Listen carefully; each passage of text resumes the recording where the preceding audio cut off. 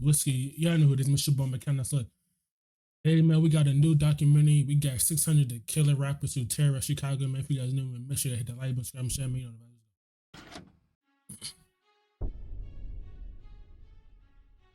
Over the last 10 years of drill music, Chicago has gained a reputation as a dangerous city, infested with gangs with danger lurking on every street corner. If the music's to be believed, the city is a literal war zone, hence it earning the menacing nickname Chirac. However, gang culture in Chicago is nothing new. Despite drill music making it famous over the last 10 years, for decades, gangs have controlled the corners, projects, and neighborhoods all over the city. And the wars between these gangs vying for control of these areas have taken countless lives. The original gangs that formed in Chicago in the late 60s and 70s were passed down from generation to generation. And while the modern day gangs of Chicago are less organized than their predecessors, the younger members always seem to pay homage to their ancestors. Drill music has popularized modern gangs in Chicago like 600 as well as O-Block, Lamron, 300, and No Limit, just to name a few. But what all of these gangs have in common is that they're typically not larger than say a few dozen members, and their territories no larger than just a few blocks, and their rival gangs are often no further than just 1 or 2 blocks away from them. And despite having a new identity formed around their native area like O-Block for example, these new school gangs will often have ancestral connections to more historic and famous street gangs from back in the day, with O-Block generally being made up of members of Black disciple heritage. No Limit, for example, is made up of members with OGs that repped the Black P Stone Nation, and so on. According to some estimates, there are over 100 such gangs in the Chicago area, with an estimated combined membership of about 150,000 individuals, which means that over 5% of Chicagoans may actually belong to a gang, and the state of Illinois as a whole has the highest rate of gang membership per capita compared to any other state in America.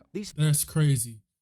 In Chicago, you must either be some part of set, some part of crew, or affiliated, you know what I'm saying? Or you know some people in that. Factors make the modern-day gang wars of Chicago seem That's incredibly crazy, chaotic though, and that's senseless. crazy. And ever since 2012, when Chief Keef first brought drill music to the world's attention, Chicago has been a city with the highest number of total homicides in America, as well as having the highest number of homicides per capita amongst the 20 largest cities in America. In fact, Chicago recorded more homicides than New York and Los Angeles combined in the years between 2016 and 2018. But while the violence has arguably always been a part of Chicago, the gangs weren't always this fractured. During the late 50s to the early 70s, several major African-American based gangs were founded in Chicago, primarily in the south and west sides of the city, with these gangs standing out as some of the largest and most highly organized gangs in American history. These groups included names like the Black Souls, the Four Corner Hustlers, the New Breeds, and the Vice Lords, all of whom operated particularly on the west side of the city, and the Black Disciples, Gangster Disciples, Black P Stones, and Mickey Cobras, who were all primarily on the south side. Since the 1960s, the leaders of these gangs established their organizations as expansive cross-neighborhood gangs and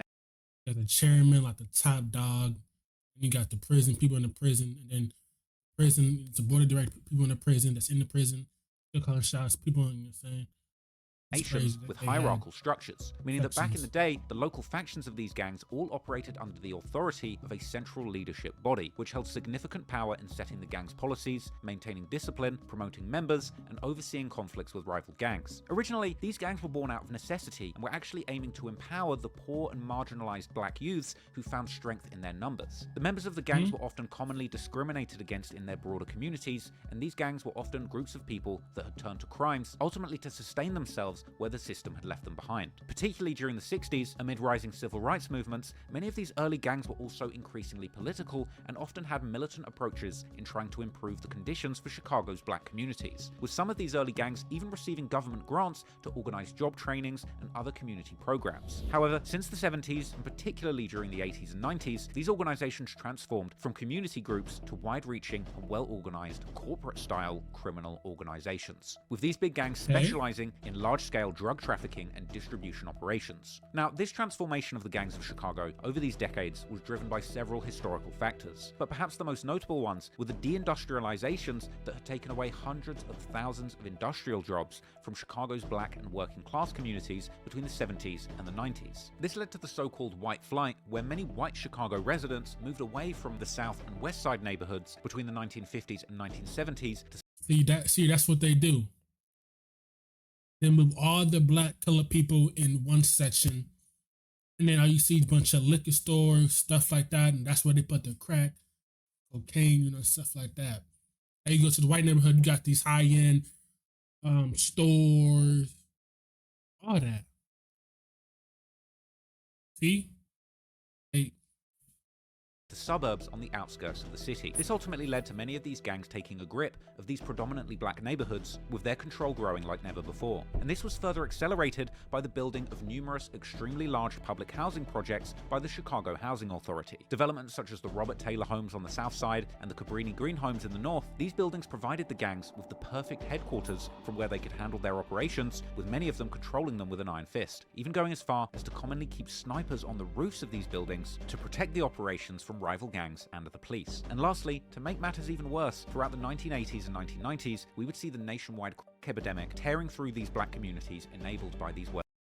See? This one, you know what I'm saying? The stuff, the white stuff suck. Why? Because the government, they plant this shit in our neighborhoods. The governments plant this shit in our...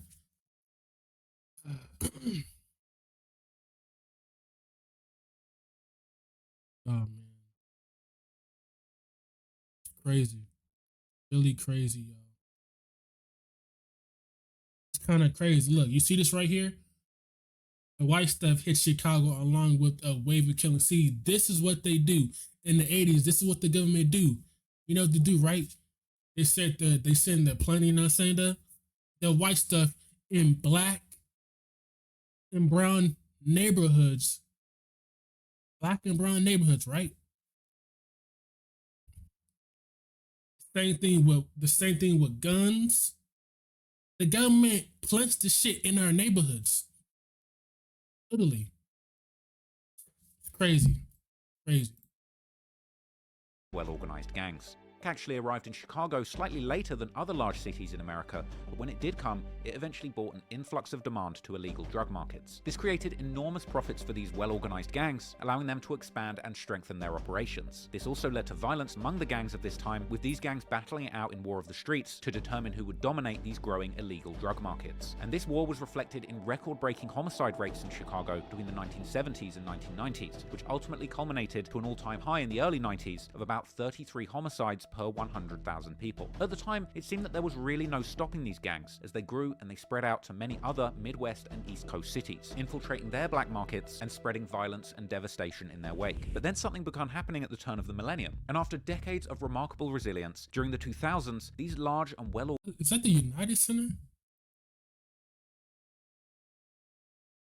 I think the turn of the millennium. And after decades of remarkable resilience, during the 2000s, these large and well-organized corporate-style gangs suddenly began breaking down incredibly quickly. Dr. Roberto Asfalm has actually studied the reasons behind this breakdown, listing 3 key developments. Firstly, while many of the gang leaders had been locked up in Illinois state prisons since the 1970s, this had arguably even strengthened their organizations, as gang representation in prisons actually allowed them the perfect environment for recruiting as well as forming contacts with other gangs, leading to large multi-gang alliances such as the Folk and People Nations. However, during the 1990s and 2000s, federal authorities began increasingly targeting these gangs, leading to numerous large-scale and high-profile indictments that sent top gang leaders to federal prisons where they had a much harder time maintaining the control of their organizations. This would cause a crisis of leadership amongst the gang members that were left in the streets. And to this day, 2 of the most infamous gang leaders, Larry Hoover of the Gangster Disciples and Jeff Fort of the Black Peace Stones, remain incarcerated, being held at the infamous ADX Florence Supermax prison under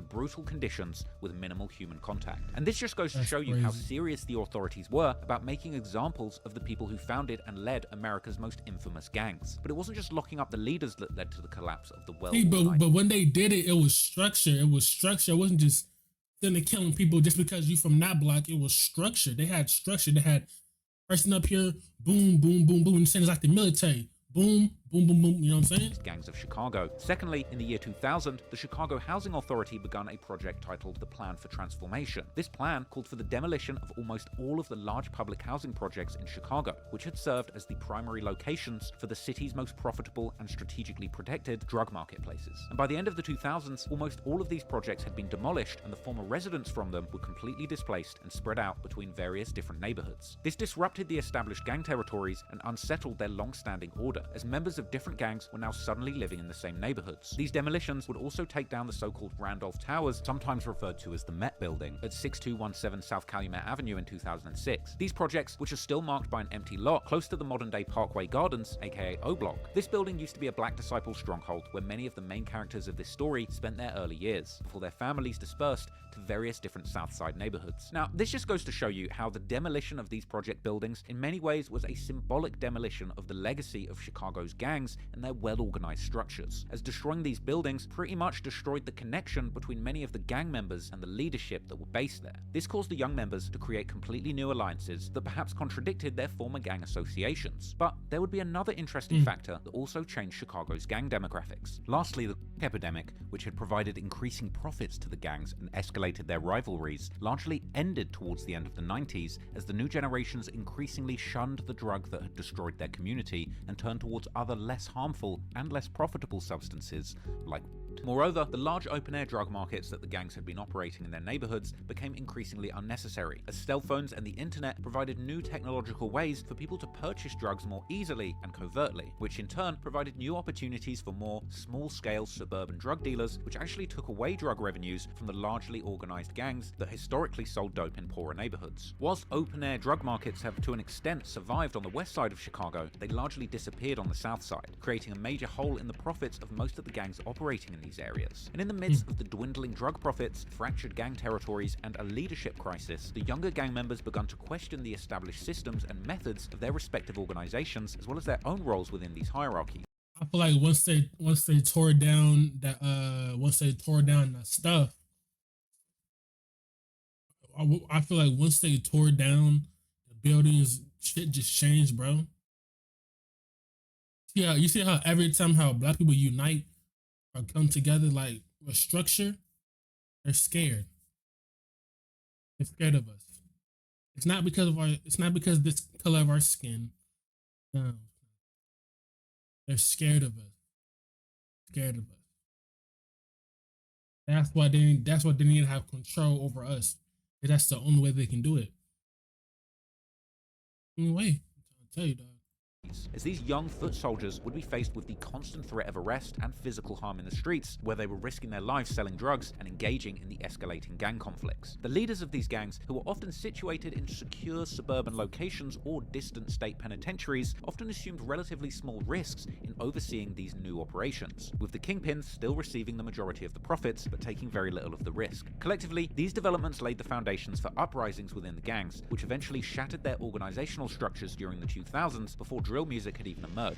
This was followed by individual gang members or small groups increasingly focusing on other ways to make money, such as robbery. This led to the start of what some people have called the stick-up era of the 2000s, which was perhaps most famously exemplified by a violent group of GDs, BDs, and other historic Chicago gang members who joined together under the name the Hobos, a testament to their lifestyle of simply sleeping and robbing. The Hobos cared more about simply taking from people than which historic gangs their members had a heritage in. But while the Hobos and other stick-up crews undoubtedly caused much fear and violence in the aftermath of Chicago's fractured gangland, overall the 2000s saw a significant downturn in Chicago's murder rate, and this was giving the city much needed hope that things were beginning to turn better. But unfortunately, this would turn out just to be the calm before another storm, which would eventually raise violence again to the levels of the mid-90s. But unlike the 90s, when gang wars revolved around strategic issues like control over drug markets or disputes over territory, the motives behind the modern-day gang conflicts seem much harder to pinpoint, with serious beef seemingly based on tit-for-tat revenge killings that played out over the years. The many murders and get-backs between these new generations of gangs have left generational traumas and grudges, creating a cycle of violence that seems impossible to stop, leaving gangs motivated to kill purely for revenge rather than being motivated by money like they were back in the day. And this is further exacerbated by the fact that there's now an astonishing number of small gang sets that live incredibly close to each other. Look how many gangs that is in Chicago. Look how much that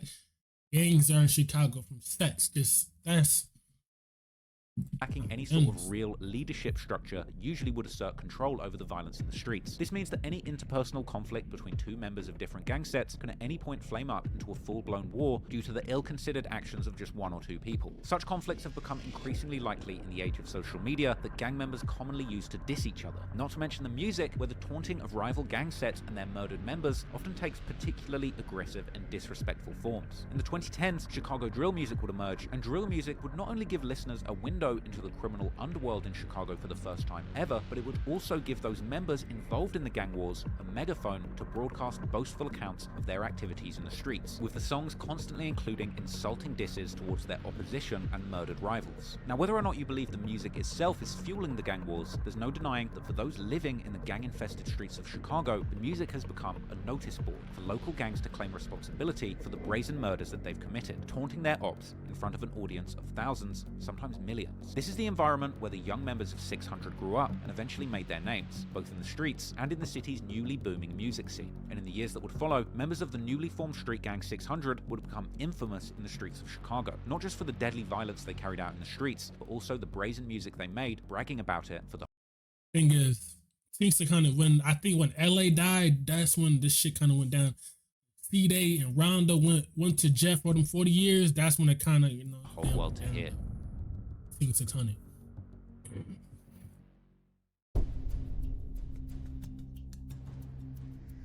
600's hood is located in the southwest corner of Washington Park and is part of the Washington Park neighborhood. More specifically, they roughly claim the area between 59th and 61st Street and between King Drive and Indiana Avenue, with some of their main hangouts having been around the corners of 60th and King Drive, 60th and Indiana, and 59th and Calumet Avenue. The name 600 derives from a few things, the main one being that the numbered streets in Chicago's south side are often used by gang sets to represent themselves by adding a 0 in front or at the end of the number. 600's main street is the 60th Street, with members referring to themselves as 600 or 060. That's what it is. Now, when you say 600, what that exactly stand for, man?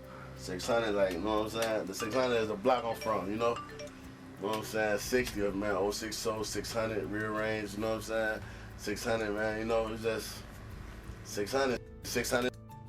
However, the name can also be seen to have other associations. Who decided, like, all right, we're gonna call it 600? So I ain't even gonna be fake. What I did, how I know it, bro, like the day that I seen E-Day first said the word 600 out his mouth, folks in the Rondo, the whole sick folk, Mimo, I think Mimo was with them. Yeah, it was bro, they was walking, coming from Prairie, and it looked like it was about 100 of they little ass, bro, on folks and them. So we like, who the that? Then I started seeing faces of the big guys, like Mimo age. So that's for that. He didn't get that. Yeah, that's less 600. We 600 deep. Whoa. It's also worth mentioning that 600 has a close relationship with the Lamron set from Inglewood, which is about 1.5 miles southwest from their block. Lamron are best known for the famous rappers that hail from there, Lil Durk and Lil Reese. And Lamron is actually known to rep the number 300, with 3 being a significant number for Black disciples, which both Lamron and 600 primarily are. The name 600 is quite literally 300. That's what it is. Ain't that Tay right there? Twice, as Chief Keef would rap in his 2013 song Nice, where he claimed affiliation with both Lamron and 600. That's also how 600 rapper E-Day would rep his hood in the infamous drill classic War. But before fans of drill music came to know 600 in the early Alright guys, that's it for part 1. Part 2 will be longer. I promise you part 2 will be longer, but then just get part 1 started so you guys see what I'm saying. You know what I'm saying? But yeah, I'll see you guys in part 2.